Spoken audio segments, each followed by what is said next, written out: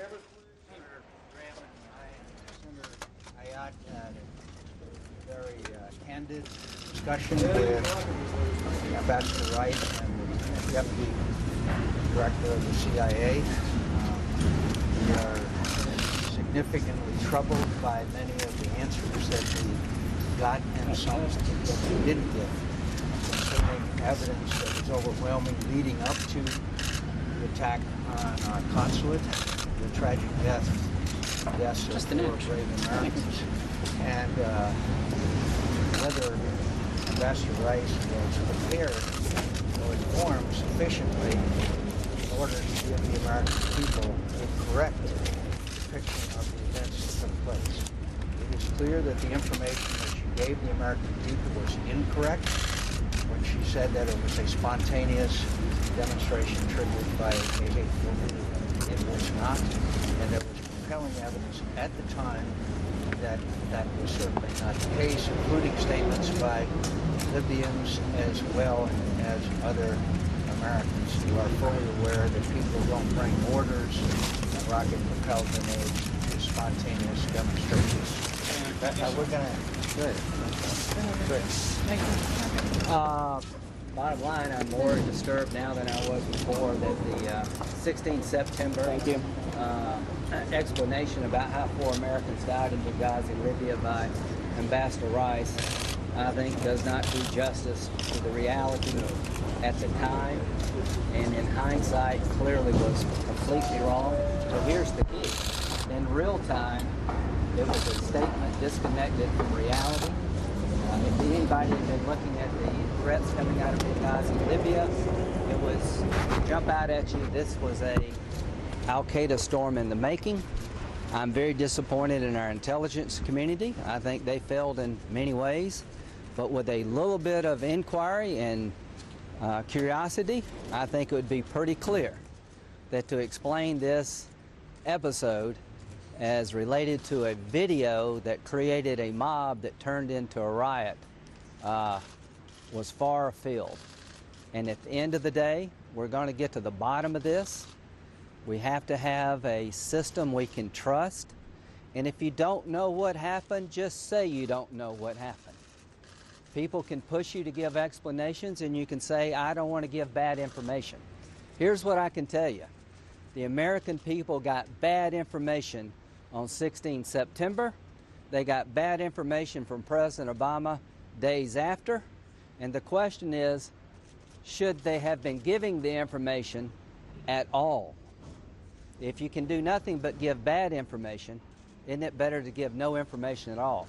So my belief is not only is the information bad, and I'm more convinced than ever that it was bad, it was unjustified to give the scenario as presented by Ambassador Rice and President Obama 3 weeks before an election. Senator, can you support her as Secretary of State nominee?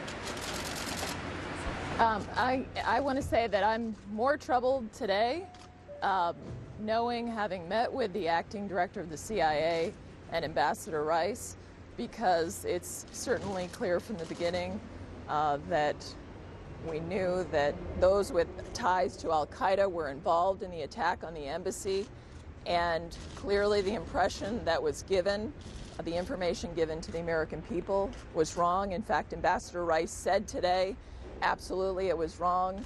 I don't understand. The CIA said clearly that that information was wrong, and they knew by the 22nd that it was wrong, yet they have not cleared that up with the American people to date in coming forward and say that they were wrong, including the President of the United States having parroted, also talked about the fact that this was a reaction to a video, the attacks in Benghazi. And what troubles me also is that, you know, obviously the changes made to the unclassified talking points were misleading. But just to be clear, when you have a position where you're ambassador to the United Nations, you go well beyond unclassified talking points in your daily preparation and responsibilities for that job. And that's troubling to me as well, why she wouldn't have asked I'm the person that doesn't know anything about this. I'm going on every single show. But in addition, the fact that it's not just the talking points that were unclassified, but clearly as part of her responsibility as an ambassador to the United Nations, she reviewed much more than that. Before anybody could make an intelligence decision about promoting someone involved in Benghazi, we need to do a lot more. To this date, we don't have the FBI interviews of the survivors conducted 1 or 2 days after the attack. We don't have the basic information about what was said of the night of the attack that's been shared with Congress as of this date. So I remember the John Bolton episode pretty well. Our Democratic friends felt like that John Bolton, you didn't have the information needed to make an informed decision about Ambassador Bolton's qualification, John Bolton, to be ambassador. And Democrats dug in their heels saying, we're not going to vote, we're not going to consider this nomination until we get basic answers to our concerns. All I can tell you that the concerns I have are greater today than they were before, and we're not even close to getting the basic answers. I have many more questions that need to be answered.